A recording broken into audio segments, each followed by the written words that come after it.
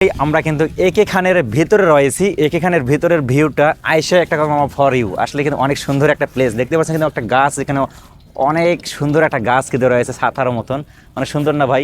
একে খানটা কিন্তু আগে কিন্তু অনেক সুন্দর ছিল। এদিক দিয়ে একটু দেখাতো ভাইয়া, এখানে একটা অফিস রয়েছিল, এই অফিসটা কিন্তু একটু ভেঙে গেছে। তো এখানে একটা সুন্দর একটা অফিস ছিল, কিন্তু যারা যারা এখানে আগে ছিলেন তারা কিন্তু হয়তো জানেন না হয়তো এখনকার অবস্থাটা, যে এখন অফিস টফিস সব ভেঙে গেছে। কিন্তু এখানে কিন্তু অনেক সুন্দর একটা ভিউ। ছোট ভাই, একটু দাঁড়াও না, তোমাদের বাসা কি এখানে? আর এটা ভেঙছে কি? এটা ভেঙে দিছে কি? এটা ভেঙে কি দিছে কি? এটা যাদের জায়গা ছিল, জি তো একদিন কি হয়েছে জি। যে এখানে যেই মালিক মালিক।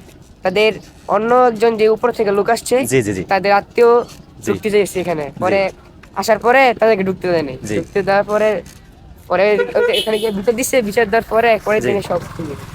আসলে আমি ছোট ভাইদের কাছে জানতে পারলাম এখানের ভিতরে একটা কিন্তু একটা অসাধারণ একটা ফিলিংস ছিল, কিন্তু একটা রুম ছিল সুন্দর, মানে দেখার মতন, কিন্তু সেটা কিন্তু হয়তো ভেঙে গেছে, হয়তো আমরা জানতে পারলাম ছোট ভাইয়ের কাছ থেকে। আসলে আপনারা যারা আগে আইছিলেন এবং আগের যে ভিউটা এবং এখনকার ভিউটা কিন্তু আসলে কিন্তু আপডেট হয়ে গেছে। ঠিক আছে ভাইয়া, তোমার নাম কি ভাইয়া? মেহেদী হাসান। তুমি কি করো? আমি স্টুডেন্ট, কোন ক্লাসে লেখাপড়া করো? ক্লাস 9। ক্লাস 9-এ? বাসা? বাসা ডাঙ্গা। ডাঙ্গা না?